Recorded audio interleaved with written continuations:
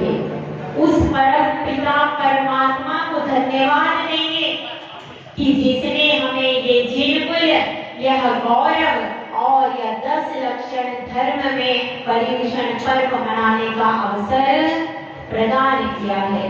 जय बोलिए 1008 श्री आदिनाथ भगवान की, 1008 श्री नेमिनाथ भगवान की, परम पूज्य श्री आदि सागर जी महाराज की, परम पूज्य श्री महावीर कीर्ति महाराज की, परम पूज्य श्री विमल सागर महाराज की, परम पूज्य श्री तपस्वी सम्राट सन्मति सागर महाराज की, परम पूज्य गुरुवर सुंदर सागर महाराज की, ऐसा मैं विश्व धर्म की दिवाली माता की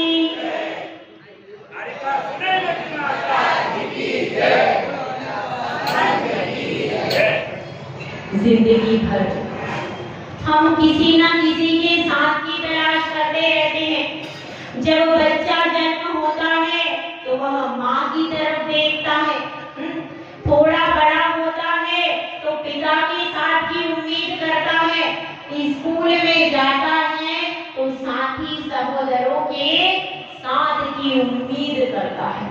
जिंदगी भर हम सहारा खोजते रहते हैं, साथ खोजते रहते हैं।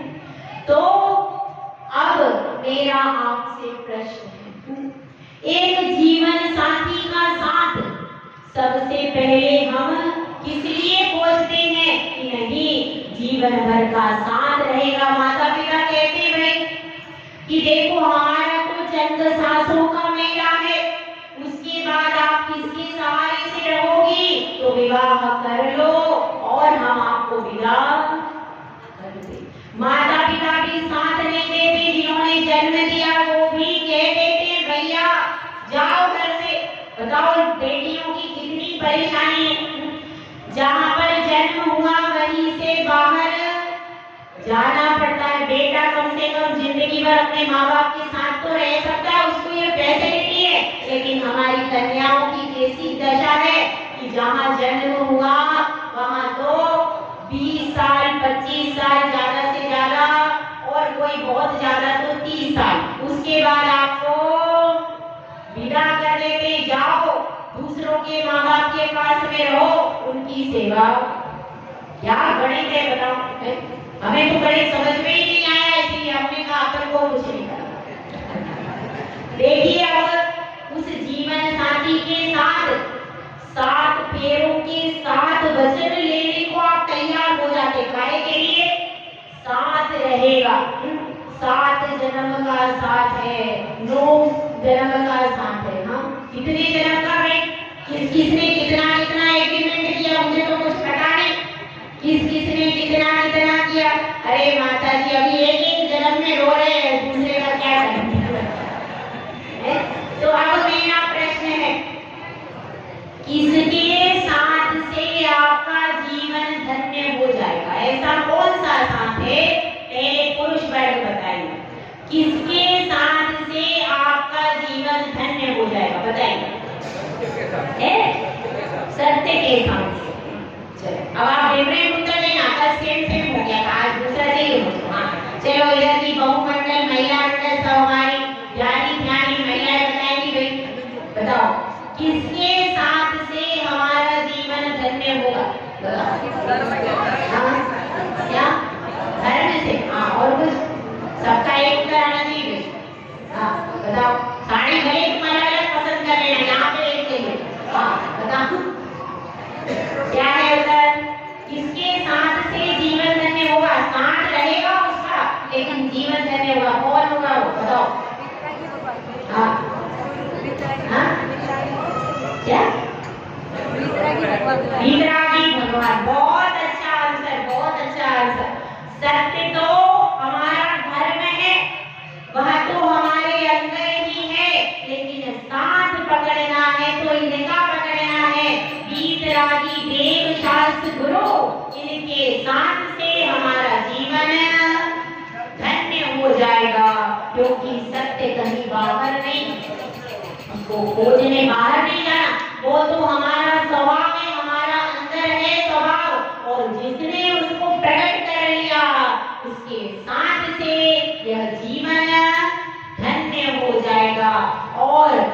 एक बात आपको बता दें, वैसे आप सबको सब पता है, लेकिन फिर भी कि साथ आपका, जब आप सत्य के साथ होते हो तो आपके साथ कोई भी नहीं होता। जब आप सत्य का साथ देते हो तो आपके साथ कोई नहीं होता। लेकिन जब आप लंबी दूरी तक सत्य के साथ चलते हो तो पूरी दुनिया ताली पीटने के लिए आकर के खड़ी हो जाती है। पहले मोड़ पर आपका कोई साथ नहीं देगा, लेकिन जब आप उस सत्य के द्वारा सफलता को प्राप्त कर लोगे तो सारी दुनिया ताली पीट पीट करके आपको युगों तक याद करेगी, युगों युगों तक आपकी गाथा गाएगी। इसलिए कह रहे हैं कि जो सत्यवादी थे, जो वही आज तक उनकी गाथा गाई जा रही है।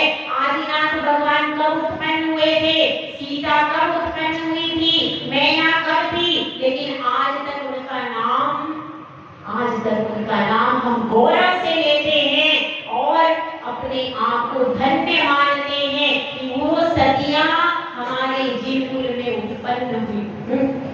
तो फिर अपनी बात यही चल रही है कि सत्य का साथ कोई देता नहीं है, पर जब वह सफल हो जाता है क्योंकि जीत तो हमेशा किसकी होती है भाई, सत्य की हो जाती। जब वो जीत जाता है तो दुनिया ताली पीटने को आ जाती है। जब तक उसका पाप कर्म का उदय चल रहा है तब तक वह अकेला लड़ता रहता है। यदि सही रास्ते पर अकेले जिंदगी भर आप लड़ते रहोगे तो आपको लगेगा कोई साथ नहीं दे रहा, लेकिन जब आप सफलता के सोपान को चूम लोगे तो सारी दुनिया आपकी वाहवाही करने को आ जाएगी।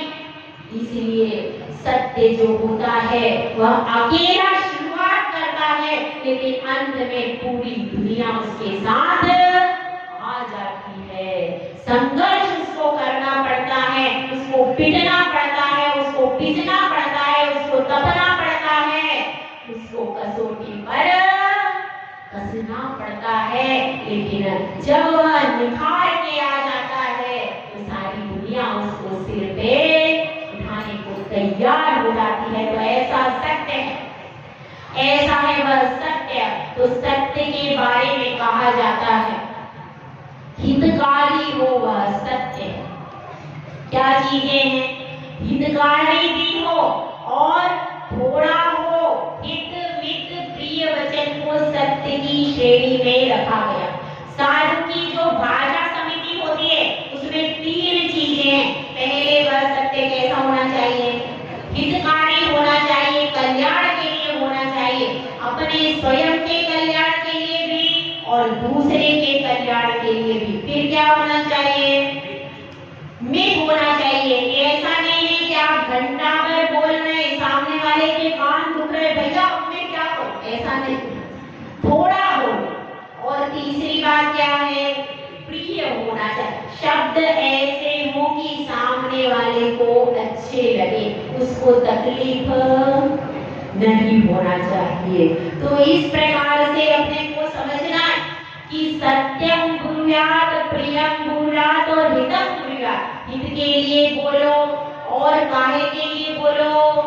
सत्य बोलो तो ऐसा बोलो कि जिससे सामने वाला खुश हो जाए और आपकी भाषा समिति भी पलटी रहे। आपकी भाषा कठोर नहीं होना चाहिए, भले ही वो सच हो फिर भी बोलने के योग्य नहीं है।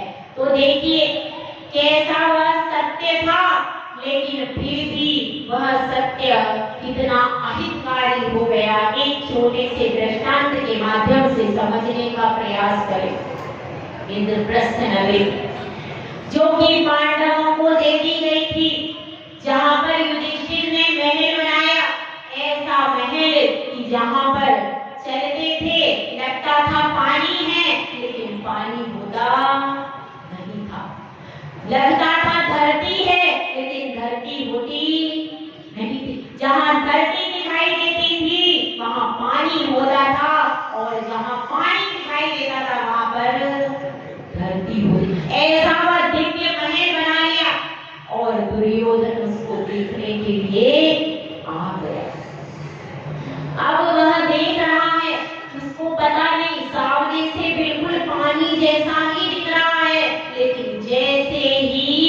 वह करीब आता है तो पता चलता है ये तो पानी नहीं है, यहाँ पर धरती है।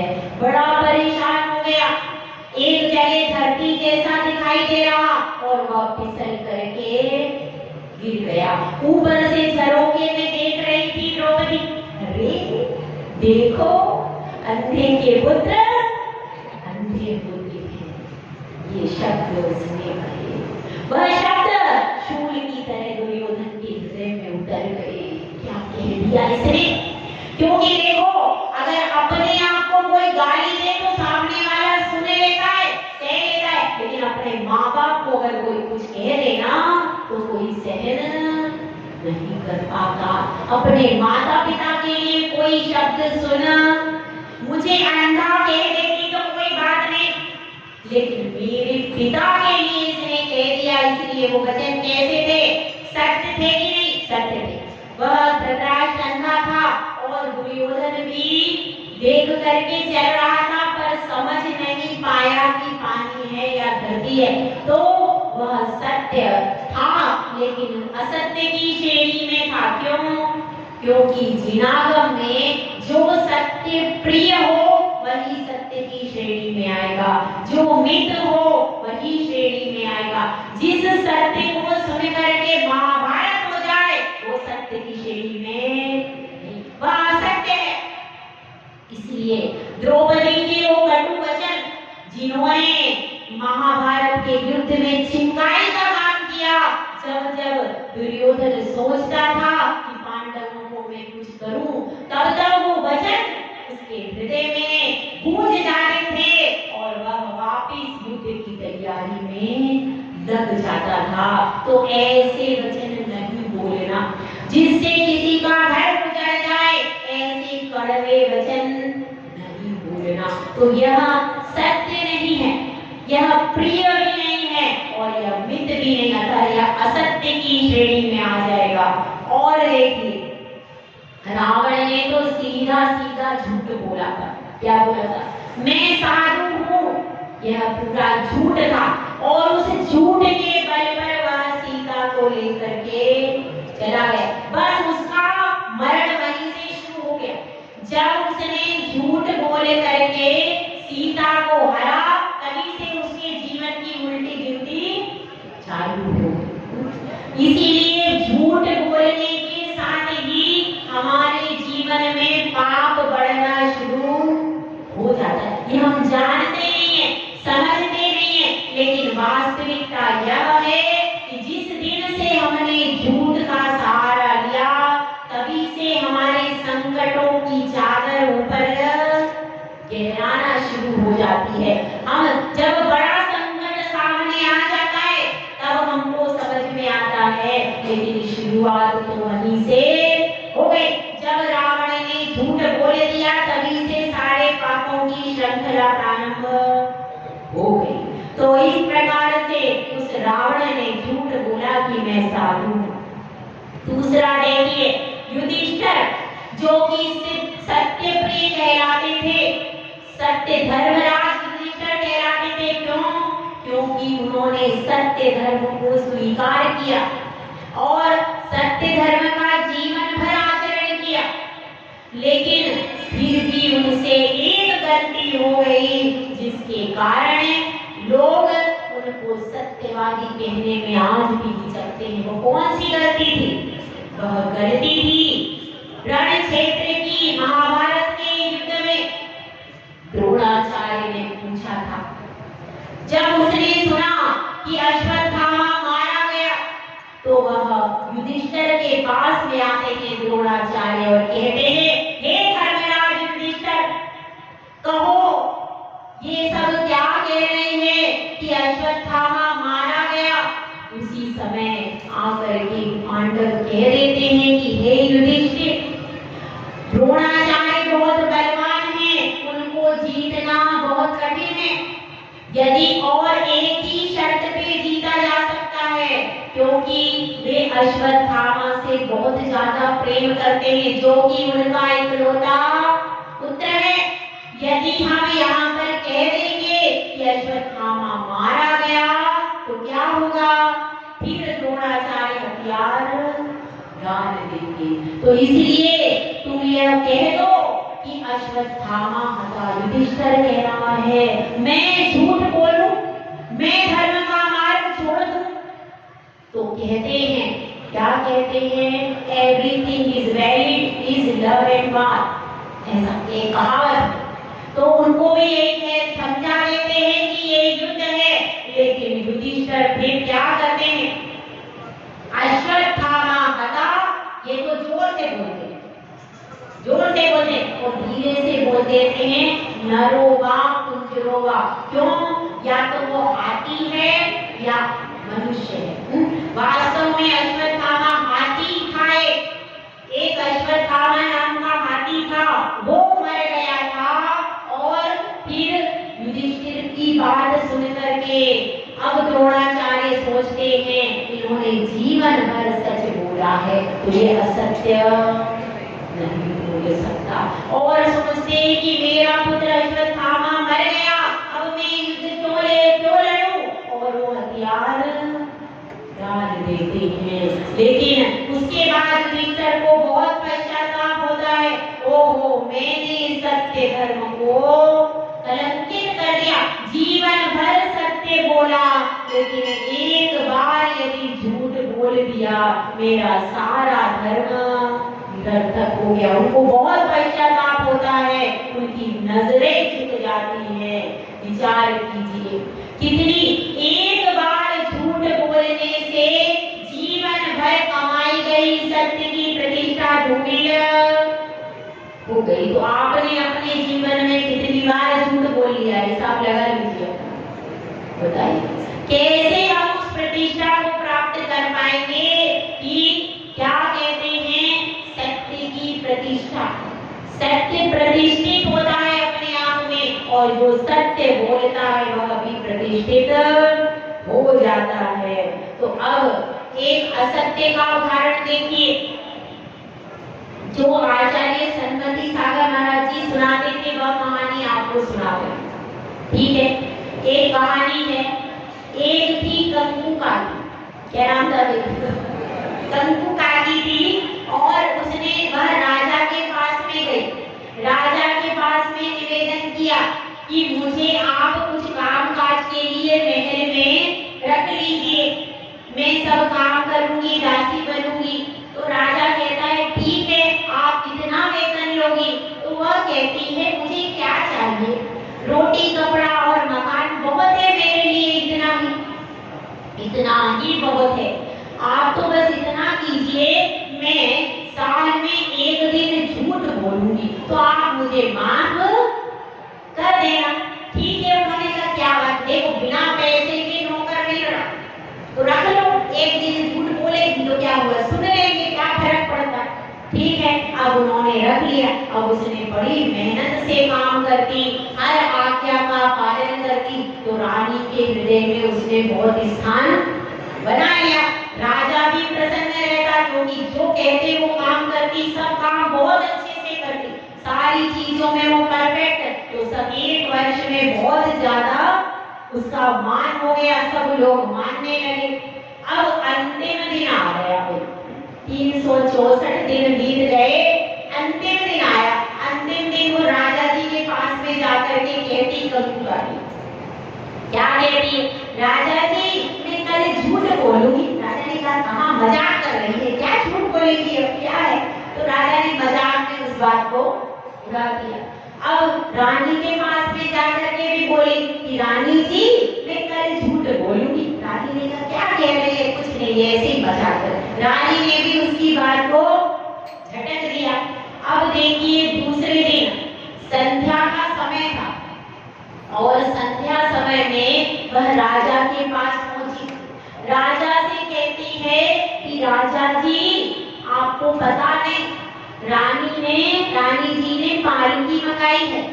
तो राजा कहता अभी सांझ ढल रही, इस समय पालकी क्यों मंगाई है, रानी कहाँ जाना चाहती है। तो कंकु काकी कहती है राजा आप महल में रहते हो पर आपको कुछ पता नहीं है, रानी का पर पुरुष में आसक्त हो गई है। ओ राजा सोचता अच्छा ऐसा हो गया, अब राजा बड़ा दुखी हो जाता है और फिर वह चुपचाप पालकी भेज देता है। इधर क्या होता है, वह रानी के कान भरती है, रानी को आकर के कहती है, अरे रानी जी सुनो, क्या बात है, आप तो इतनी सुंदर हो, कितना श्रृंगार करती रहोगी, बताओ अब आप देखो राजा जी तो दूसरी रानी लाने की तैयारी कर रहे हैं। अच्छा हाँ देखो, वो देखो मैं तुम्हें दिखाती हूँ, जरा झरोखे से देखो। क्या देखो? देखो वो पालकी आ रही अंतरपुर की ओर। अच्छा हाँ देखो, आपकी आंखों से देखो। रानी देखती है, झरोखे से वो पालकी सज धजकर अंतरपुर की ओर आ रही थी और उसको लगा कि हाँ ये आज तो पालकी सज रही है, कल दुल्हन आ जाएगी। ओहो अब क्या हो गया, रानी भी रोने लगी और सैया पर पड़ गई। तो कंकु काकी उसके पास आकर के कहती, घबराओ मत, तुमको घबराने की जरूरत नहीं है। क्यों? ऐसा करना कि राजा कल विवाह करने जा रहे, तुम एक काम करना, रात में उनकी आधी मूछ साफ कर देना। तो आधी मूछ के लिए ब्याह में कैसे लाएंगे, इसलिए अपना सब काम हो जाएगा। इधर वह राजा के पास दोबारा जाती और राजा से कहती, राजा जी आपके जीवन पे बड़ा खतरा है, आप सावधान होके सोना, आज की रात बहुत भारी है। वो राजा ने कहा अच्छा।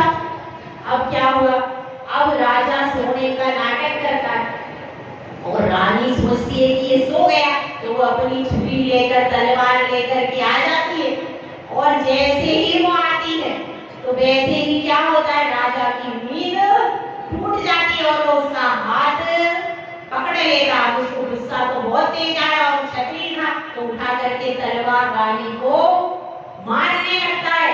इतने में ही कंकु काकी आ जाता है और हाथ जोड़ के कहती है, राजा जी मुझे क्षमा करना, मैंने झूठ बोला था, आपकी रानी पतिव्रता है और आप कोई दूसरा विवाह नहीं कर रहे। दोनों शांत हो जाते। अब राजा को समझ में आता ये तो बहुत खतरनाक मामला हो गया, यदि 1 मिनट की देरी हो जाती तो अनर्थ हो जाता। अब वो कहते हैं कि कंकु काकी अब आप अपने घर पर, एक दिन का झूठ भी कितना खतरनाक हो जाता है, इसको समझना। तो ये सोचिए हम तो अनादिकाल से कितना झूठ बोल चुके, तो हमारी दशा क्या होगी इसका विचार करना।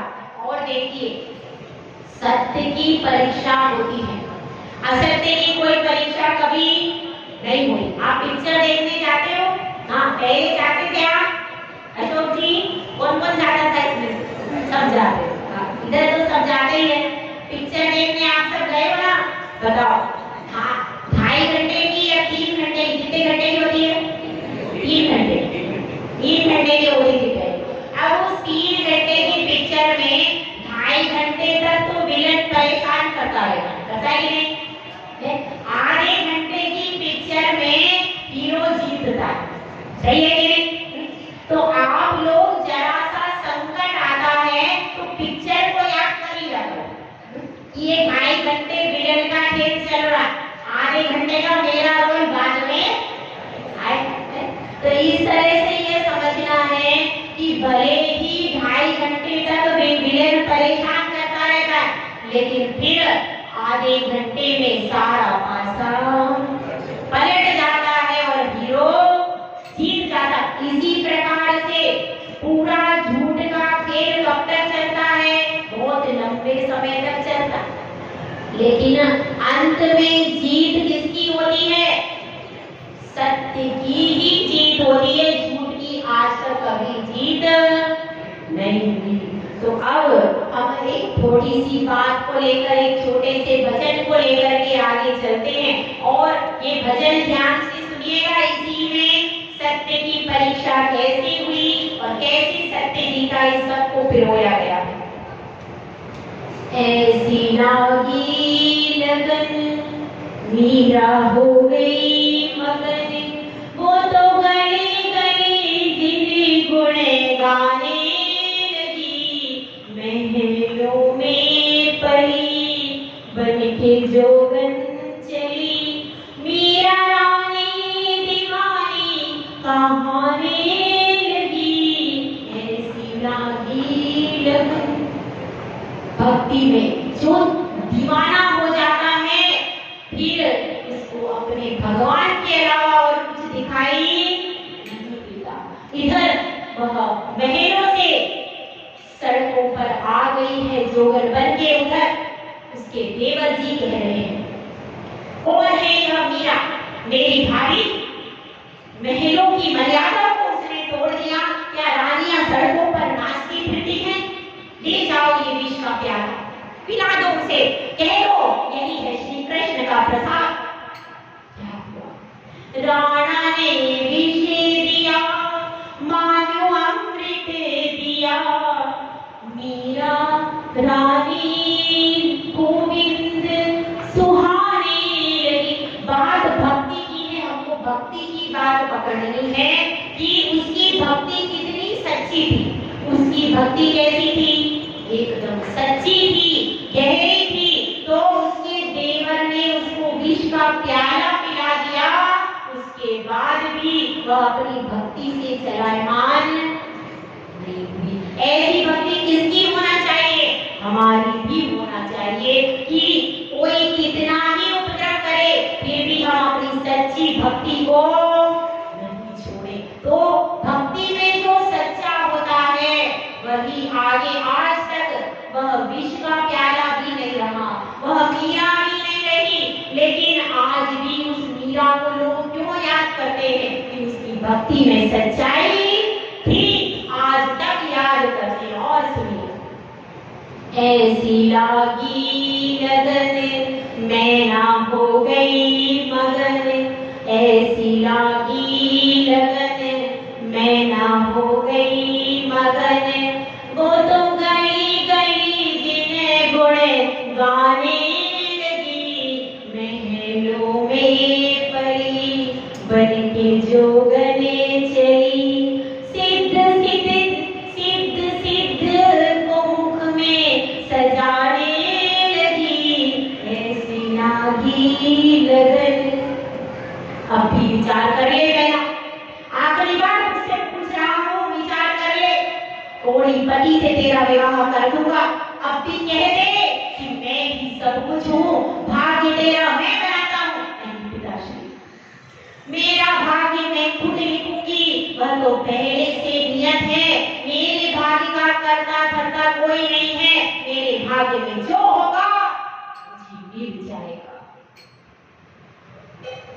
पिता कोड़ी दिया भाग्य का फल मिला, पिता कोड़ी दिया भाग्य का फल मिला, सेवा और भक्ति से जिसका जीवन खिला, सेवा और भक्ति से जिसका जीवन खिला, वो तो सिद्ध सिद्ध मुख में सजाने लगी, ऐसी लागी लगन मैं ना हो गई मगन, वो तो गली गली जिन्हें गुण गाने लगी, ऐसी लागी लगन सिया हो गई मगन, वो तो गली गली जिन्हें गुण गाने लगी। राम ने कह दिया, अगर तुम सच्ची हो तो अग्नि की शिखाओं पर कूद जाओ और दिखा दो सारी अयोध्या को कि तुम पवित्र हो, तुम निश्चल हो, तुम में कोई दोष नहीं है, अपनी पतिव्रता का प्रमाण दो। सीता कहती है उन अग्नि शिखाओं से कि हे अग्नि, यदि मैंने स्वप्न में भी राम के अलावा किसी पर पुरुष का स्मरण किया हो तो तू मुझे जला देना, नहीं तो तू मुझे जलाने में समर्थ नहीं है। वह सिया भी, अग्नि की शिखा भी जलधार की तरह बन गई। क्यों? क्योंकि सीता सच्ची थी, उसमें कोई दोष नहीं था। सत्य की परीक्षा होती है, सोने की परीक्षा होती है,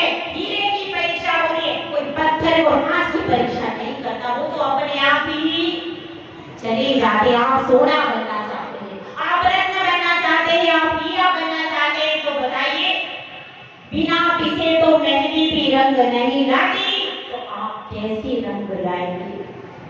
ऐसी लागी लगन सोमा हो गई मगन, वो तो गली गली जिन्हें गुणे गाने लगी। ऐसी लागी लगन, इसने ही मेरे बेटे को मार दिया है, मेरे बेटे को मार दिया इसने ही नाक लेकर के आई और मेरे बेटे को मार दिया। अब कोई मेरे बेटे को जिंदा कर दे, कोई मेरे बेटे को बचाए। यह तो डायन है, चुड़ैल है, इसने मेरे बेटे को मार दिया। सोमा ने क्या कहा? सोमा ने कहा मैं सच्ची हूँ, मैं पवित्र हूँ, मैंने कुछ नहीं किया। और अपने नमोकार मंत्र से, पार्श की आराधना से लीन होकर के उस विषय के नाक को भी हार बना दिया। क्यों बना दिया? सोमा सच्ची थी, इस पर झूठा आरोप लगाया गया था। ऐसी लागी लगन अंजन हो गई मगन, वो तो बने बने दिन गुणे गाने लगी। केतुमती कह रही है अंजना से, निकल जाए यहाँ से पापी। अरे 22 साल से मेरे बेटे ने मुंह नहीं देखा, अब कहाँ से तेरे पास रात को छुप के आएगा? ये कहाँ से चुरा के लाई है?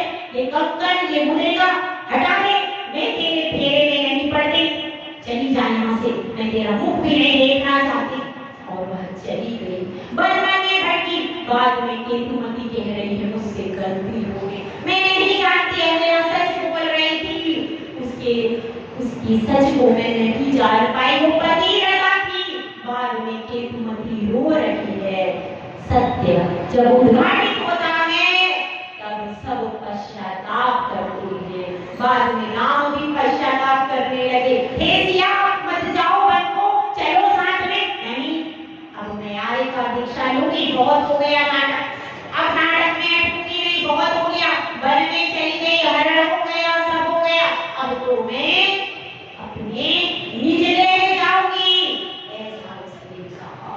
ऐसी भक्ति, ऐसी शक्ति, तो ऐसी सच्ची भक्ति का दीप जिसके हृदय में जलता है वह सच ही बोलता है, वह कभी झूठ नहीं बोलता। और देखिए नीली को भी ननद ने कह दिया, ननद ने कह दिया कि यह तो सच्ची नहीं है, पतिव्रता नहीं है, तो वह भी मंदिर में जाकर के बैठ गई। मेरी सच्ची होगी तो राजा ने द्वार बंद हो गए, और जब पैर का अंगूठा लगाया तो प्रमाणित हो गया कि नीली सच्ची है, शुद्ध है, उसने झूठ नहीं बोला, उसने कोई करीब नहीं किया। सेठ सुदर्शन को सूली की सजा मिली, लेकिन वह सच्चे थे, वह सूली सिंहासन बन गई। देखिए वारिशेन की सूली गले का हार बन गई। सच की परीक्षा होती है, लेकिन आज भी देखो वे सब चले गए, काल के वशीभूत। आज सुदर्शन सेठ हैं, सीता है, मैना है, कोई भी नहीं है, लेकिन उन्होंने हृदयों पर राज कर रहे हैं। आज युगों युगों तक हृदय पर यदि राज करना है तो सत्य की सत्ता को अपने हृदय में बसा लो, विश्वास बना रहेगा आपका, आपका जीवन धन्य बन जाएगा। और एक व्यक्ति सत्य बोलता है तो उससे सीख करके पूरा परिवार सत्य के साथ संवर जाता है। भले ही मेहनत करनी पड़ती है, लेकिन मेहनत के बाद जो आपको मिलता है तो मरने के बाद भी वो सत्य अमर हो जाता है, वो सत्य कभी मरता नहीं। सत्य हमेशा जीतता है, ये तो आपने सुना होगा, लेकिन सत्य कभी मरता नहीं है, तो हमेशा अपने आराध्य के साथ हमेशा जीवित रहता है, कभी भी मरता नहीं है। और एक छोटी सी कहानी कि आप कैसे सत्य बोल सकते। एक गोपाल दास बरैया जी थे, समय है 5 मिनट, 5 मिनट है, कितना समय? 5 मिनट। चलिए, एक गोपाल दास बरैया जी थे, प्रसिद्ध, आपने सुना होगा पंडित जी का नाम। तो गोपाल दास बरैया जी थे, उनका कैसा हुआ कि वह एक दुकान पर मुनीम का काम करते थे। एक दुकान पर मुनीम का काम करते थे और देखिए जब कोई अच्छा व्यक्ति होता है तो उसका दुश्मन नहीं हो तो मजा ही नहीं आता।